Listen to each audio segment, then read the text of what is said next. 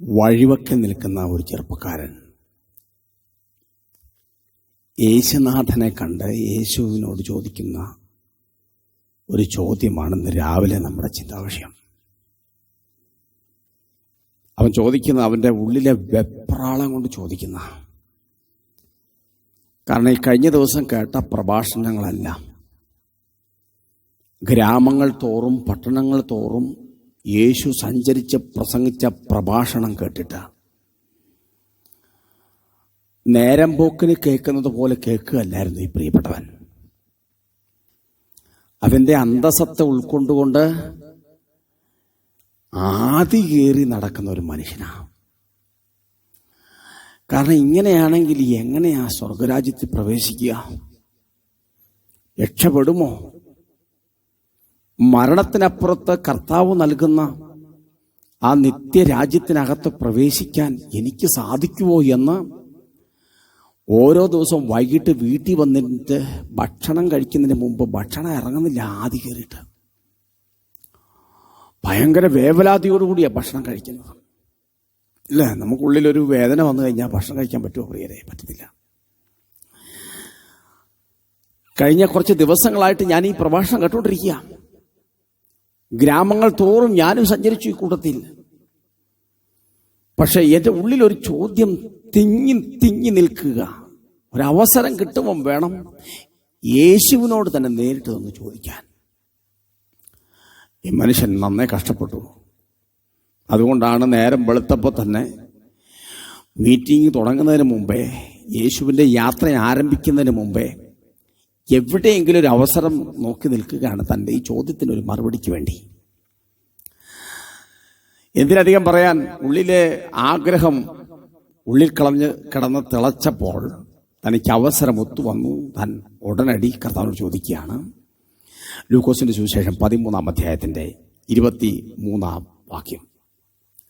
അപ്പോൾ ഒരുത്തൻ അവനോട്, കർത്താവെ, രക്ഷിക്കപ്പെടുന്നവർ ചുരുക്കമോ എന്ന് ചോദിച്ചതിന് അവനോട് പറഞ്ഞത്, ഇടുക്കുവാതിലൂടെ കടപ്പാൻ പോരാടുവൻ, പലരും കടപ്പാൻ നോക്കും, കഴിയില്ല താനും എന്ന് ഞാൻ നിങ്ങളോട് പറയുന്നു. വീട്ടുടയവൻ എഴുന്നേറ്റ് കതക് അടച്ച ശേഷം നിങ്ങൾ പുറത്തുനിന്ന് കർത്താവെ തുറന്നു തരണമേ എന്ന് പറഞ്ഞുകൊണ്ട് കതകിന് മുട്ടിത്തുടങ്ങുമ്പോൾ നിങ്ങൾ എവിടെ നിന്ന് എന്ന് ഞാൻ അറിയുന്നില്ല എന്ന് അവൻ ഉത്തരം പറയും. അന്നേരം നിങ്ങൾ, നിന്റെ മുമ്പിൽ ഞങ്ങൾ തിന്നുകയും കുടിക്കുകയും ഞങ്ങളുടെ തെരുക്കളിൽ നീ പഠിപ്പിക്കുകയും ചെയ്തുവല്ലോ എന്ന് പറഞ്ഞു തുടങ്ങും. ഇങ്ങനെ താഴോട്ട് പോവാൻ വാക്യം. യേശുവിന്റെ മറുപടിയാ. എൻ്റെ പ്രിയരെ, ഞാൻ ഈ ഭാഗം വായിച്ചപ്പോൾ വളരെയധികം ഭയന്നുപോയി. സ്തോത്രം. ഭയക്കാൻ കാര്യം വേറൊന്നുമല്ല. ഈ ലോക്ക്ഡൗൺ തുടങ്ങുന്നതിന് മുമ്പ് കഴിഞ്ഞ വർഷം 2019 ഒക്ടോബർ മാസം 2-ാം തീയതി മുതൽ ഞാൻ ഇതുപോലെ നിങ്ങളോട് സംസാരിക്കാൻ തുടങ്ങിയതാ. ഈ മൊബൈൽ വഴി, ഈ വാട്സപ്പ് വഴി, ഈ ഫേസ്ബുക്കിൻ്റെ പേജ് വഴിയൊക്കെ ഞാൻ നിങ്ങളോട് പ്രസംഗിക്കുക. എനിക്ക് തോന്നുന്നു ഇത് ഏകദേശം 412-ാമത്തെ സന്ദേശമാണെന്ന് എനിക്ക് തോന്നുന്നത്. ചില ആളുകൾ ആവശ്യപ്പെട്ടതിൻ്റെ വെളിച്ചത്തിലാണ് ഞാൻ നമ്പർ ഇടാൻ തുടങ്ങിയത്. അല്ലാതെ ഇത്ര പ്രസംഗിച്ചു എന്ന് കാണിക്കാനല്ല. ഞാനത് തന്നെ ഒഴിവാക്കുക. കാരണം നമ്പർ ഇടുന്നില്ല ഇനി. സ്തോത്രം. ഇത്രയും പ്രഭാഷണങ്ങൾ ഞാൻ നടത്തുമ്പോഴും കാഹളം തൊനിച്ചിട്ട് എനിക്ക് പോകാൻ പറ്റിയില്ലെങ്കിലോ? ഞാൻ ഇത്രയും പ്രസംഗിച്ചിട്ട് കാഹളം തൊനിച്ചിട്ട് എനിക്ക് പോകാൻ പറ്റിയില്ലെങ്കിൽ എൻ്റെ പ്രസംഗം കൊണ്ട് എന്താ ഗുണം? ഞാൻ ഇത്രയും പ്രസംഗിച്ചിട്ട് നിങ്ങളോട് ആരോടെങ്കിലും ഞാൻ പിണങ്ങിയിരുന്നിട്ടുണ്ടെങ്കിൽ എൻ്റെ പ്രസംഗം കൊണ്ട് എന്താ ഗുണം? ഏതെങ്കിലും ഒരു വ്യക്തിയോട് അസൂയയോടെ ഞാൻ ഇടപെട്ടിട്ടുണ്ടെങ്കിൽ എൻ്റെ പ്രസംഗം കൊണ്ട് എന്താ ഗുണമുള്ള? ഏതെങ്കിലും ഒരു മനുഷ്യൻ ഇടിച്ചു താഴ്ത്തി ഞാൻ സംസാരിച്ചിട്ടുണ്ടെങ്കിൽ എൻ്റെ പ്രസംഗം കൊണ്ട് എന്ത് ഗുണം? സ്തോത്രം. ഞാൻ പ്രസംഗിക്കുന്ന പ്രസംഗം നിങ്ങൾ കേൾക്കുന്നു, 10,000-കണക്കിന് ആളുകളുടെ കരങ്ങളിലെത്തുന്നു. പക്ഷേ എനിക്ക് സ്വർഗത്തിൽ പോകാൻ പറ്റിയില്ലെങ്കിൽ എന്നെ പോലെ ഭോഷനാരിലും ഉണ്ടോ? പറ. എന്നെപ്പോലെ പോഷനാരിലും ഉണ്ടോ? എൻ്റെ പ്രിയരെ, നിങ്ങൾ പ്രസംഗിച്ചില്ലെങ്കിലും, നിങ്ങൾ പാടിയില്ലെങ്കിലും, നിങ്ങൾ ദൈവത്തിന് വേണ്ടി ഒന്നും ചെയ്തില്ലെങ്കിലും, കാഹളം ധ്വനിക്കുമ്പോൾ ഞാനും നിങ്ങളും ഈ ഭൂമിയിൽ നിന്ന് പറക്കണം. അതാണ് നമ്മുടെ ലക്ഷ്യം, അതാണ് നമ്മുടെ പോയിന്റ്. നമുക്ക് ഓടിയെത്തേണ്ട പോയിന്റ് അവിടെയാ. ലക്ഷ്യം തെറ്റിപ്പോവല്ലേ സുഹൃത്തുക്കളെ, ലക്ഷ്യം തെറ്റിപ്പോരുത്. ഇന്ത്യ ആര് വേണേലും ഭരിച്ചോട്ടെ, നമ്മുടെ വിഷയം അതല്ല. ഇന്ത്യ ആര് വേണമെങ്കിലും നേതൃത്വം കൊടുത്തോട്ടെ, നമ്മുടെ വിഷയം അതൊന്നുമല്ല. നമ്മുടെ വിഷയം കാഹളം ധ്വനിക്കുക എന്നുള്ളതാണ്. പഴയ നിയമങ്ങൾ വായിച്ചു നോക്കിയേ, ഓരോ രാജാക്കന്മാരെ ദൈവം മാറ്റി മാറ്റി കൊണ്ടുപോകുന്നു. ഒക്കെ ശരിയാ. ദാനിയേലും കൂട്ടരും ഭരണം മാറാനോ നേതാക്കന്മാർ മാറാനോ ഒന്നും അവർ അതിനുവേണ്ടി അല്ല അവരുടെ സമയം ചെലവാക്കിയത്. ദൈവശബ്ദത്തിന് കാതോർക്കുന്ന ദാനിയേൽ. അതുകൊണ്ട് നമുക്ക് പൊളിറ്റിക്കലൊക്കെ വിടാം. പൊളിറ്റിക്സ് അതൊക്കെ നടക്കുന്നവർ അവിടെ നടക്കട്ടെ. നമ്മുടെ ലക്ഷ്യം അതൊന്നുമല്ല. ഇന്ത്യ ആര് ഭരിക്കണമെന്നോ ആര് ഭരിക്കരുതെന്നോ ഇതൊന്നും നമ്മളെ ബാധിക്കുന്ന കേസേ അല്ല. നമ്മുടെ മുമ്പിൽ എപ്പോഴും നമുക്ക് കാണേണ്ടത് പ്രാണപ്രിയന്റെ കാഹളത്തിന് ധ്വനിയാണ്. സ്തോത്രം. ഞാൻ നിങ്ങളുടെ ഹൃദയത്തെ തട്ടി ചോദിക്കട്ടെ, നിങ്ങൾ സ്വർഗത്തിൽ പോവോ പ്രിയരെ? നിങ്ങൾ സ്വർഗത്തിൽ പോവോ? 4 ദിവസം മുമ്പ് എൻ്റെ മൂത്ത മകൾ അക്സ 11ാം ക്ലാസ്സിൽ പഠിക്കുക. അവളൊരു സ്വപ്നം കണ്ടു. ആ സ്വപ്നം കണ്ടിട്ട് അവൾ രാവിലെ മമ്മിയോട് പറഞ്ഞത്. എന്നോടൊരു ദിവസം കഴിഞ്ഞിട്ടാണ് പറഞ്ഞത്. ആ സ്വപ്നം കേട്ടപ്പോൾ ഞാൻ എൻ്റെ കൈയും കാലും തളർന്നുപോയി.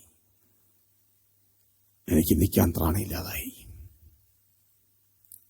വരണ്ടുപോയി ഞാൻ. അന്ന് രാത്രി എനിക്ക് ഭക്ഷണം നേരെ ചൊവ്വ കഴിക്കാൻ പറ്റിയില്ല. അത്ര ഞാൻ ഭയപ്പെട്ടു പോയി. മോളനോട് പറഞ്ഞത്, പപ്പ യേശു അപ്പച്ചൻ വന്നു. കാഹളം ധ്വനിച്ചു, യേശു അപ്പച്ചൻ വന്നു. ഞാൻ പോയില്ല പപ്പ. വേറെ 2-3 കൂട്ടുകാരി പിള്ളേരുണ്ട്, അവരൊന്നും പോയില്ല പപ്പ. അതിൻ്റെ മോള് പറയാ, അതിനേക്കാളും ഭീതിപ്പെടുത്തുന്ന കാര്യം, പപ്പ ഞങ്ങളുടെ കൂട്ടുകാരികളൊന്നും പോയില്ല. ഞാൻ യേശോപ്പച്ചനോട് ചോദിച്ചു, എന്തുകൊണ്ടാണ് എന്നെ കൊണ്ടുപോകാതിരുന്നേ? യേശോപ്പച്ചനോട് പറയാ, നിന്നെ കൊണ്ടുപോകണമെന്ന് എനിക്ക് ആഗ്രഹം ഉണ്ടായിരുന്നു, പക്ഷെ ഞാൻ വന്ന സമയത്ത് നീ ചെയ്തുകൊണ്ടിരുന്ന പണി സ്വർഗത്തിൽ കയറ്റാൻ കൊള്ളുന്ന പണിയല്ലായിരുന്നു. നിന്റെ ആ സംഭാഷണം നിന്നെ സ്വർഗത്തിലേക്ക് കൊണ്ടുപോകാൻ പറ്റുന്നതല്ലായിരുന്നു. അതുകൊണ്ടാണ് നിന്നെ മോളെ ഒഴിവാക്കിയത്. ഉടനെ മോള് ഒരു ക്രിസ്തീയ ചാനൽ TV-യിൽ ഓൺ ചെയ്തു. ഓൺ ചെയ്തപ്പം കേൾക്കണോ, എൻ്റെ മോളനോട് പറഞ്ഞതാ, പപ്പാ കേരളത്തിലെ അറിയപ്പെടുന്നൊരു പ്രാസംഗികൻ ലൈവിലുണ്ട്. ഞാനൊന്നുകൂടെ സൂക്ഷിച്ച് TV-യിലേക്ക് നോക്കിയപ്പോൾ, നേരത്തെ റെക്കോർഡ് ചെയ്തതാണോ എന്നറിയാൻ വേണ്ടി ഞാൻ നോക്കിയപ്പോൾ, അല്ല പപ്പ, ലൈവിൽ അദ്ദേഹം ലൈവിൽ പ്രസംഗിച്ചുകൊണ്ടിരിക്കുക. കേരളത്തിൽ അറിയപ്പെടുന്നൊരു പ്രഭാഷകൻ. സ്തോത്രം. എൻ്റെ പ്രിയരെ, ഞെട്ടിക്കുന്ന ഒരു ദിവസം ഇന്നല്ലെങ്കിൽ നാളെ ഉണ്ടാകും. ഞാൻ നിങ്ങളോട് ചോദിക്കട്ടെ, നിങ്ങൾ പ്രസംഗിച്ചിട്ട്, നിങ്ങൾ പാടിയിട്ട്, നിങ്ങൾ ദൈവത്തിന് വേണ്ടി ശുശ്രൂഷിച്ചിട്ട് ദൈവസന്നിധിയിൽ പോകാൻ പറ്റിയില്ലെങ്കിൽ, ദൈവസന്നിധി നിങ്ങൾക്ക് പോകാൻ പറ്റിയില്ലെങ്കിൽ, ഓടിയതും അധ്വാനിച്ചതെല്ലാം വെറുതെ ആയിപ്പോ.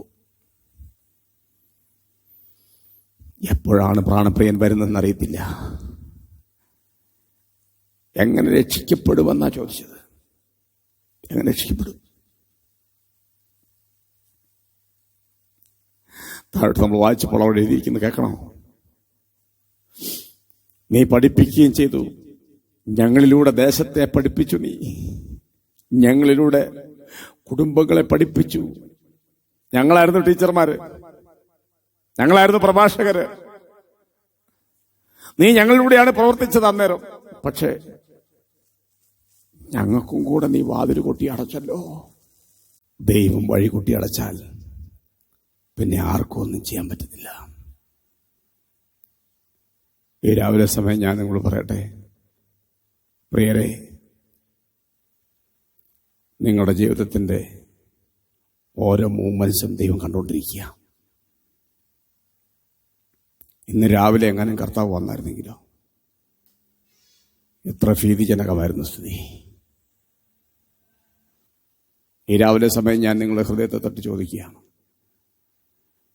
കാഹളം ധരിക്കുമ്പോൾ പോകാൻ തയ്യാറെടുപ്പുണ്ടോ?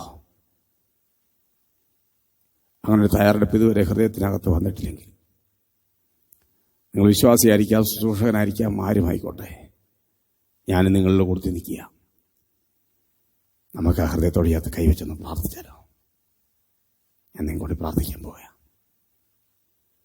പരിശുദ്ധനായ ദൈവമേ, സ്വർഗ്ഗസ്ഥ നല്ല പിതാവേ, ഈ വാത്സല്യമുള്ള സഹോദരന് വേണ്ടി, സഹോദരിക്ക് വേണ്ടി, കുഞ്ഞിന് വേണ്ടി, മാതാവിന് വേണ്ടി ഞാൻ പ്രാർത്ഥിക്കുന്നു. കാഹളം ധ്വനിക്കുമ്പോൾ കൈവിടപ്പെട്ട് പോകാതിരിക്കാൻ കർത്താവേ, അവരുടെ കുറവുകളെ ക്ഷമിക്കണമേ, അവരെ വിശുദ്ധീകരിക്കണമേ, അവരെ നീതിമാന്മാരാക്കണമേ. കർത്താവേ, അവരുടെ കരുണ കാണിക്കണമേ. ഇന്ന് മുതൽ, ഈ നിമിഷം മുതൽ വിശുദ്ധിയിലും വേർപാടിലും ദൈവാനുരൂപനായ പുതു മനുഷ്യൻ ധരിച്ചുകൊണ്ട് മുൻപോട്ട് നീങ്ങാൻ സഹായിക്കണം. അതിനുവേണ്ടി ഞാൻ അവരെ അനുഗ്രഹിച്ച് പ്രാർത്ഥിക്കുന്നു. അടിയനെയും കർത്താവ് സഹായിക്കണമേ. പ്രാർത്ഥന നന്ദി യേശു നാമത്തിൽ തന്നെ, ആമേൻ. പ്രിയരെ, സ്തോത്രം. ആ മനുഷ്യന്റെ ചോദ്യം, ആർക്ക് കടക്കാൻ കഴിയും? ദൈവത്തിന്റെ മറുപടി, മുമ്പന്മാർ പലരും പിൻപന്മാരാകും, പിൻപന്മാർ പലരും മുൻപന്മാരാകും. ദൈവം നിങ്ങളെ സമൃദ്ധിയായിട്ട് അനുഗ്രഹിക്കട്ടെ.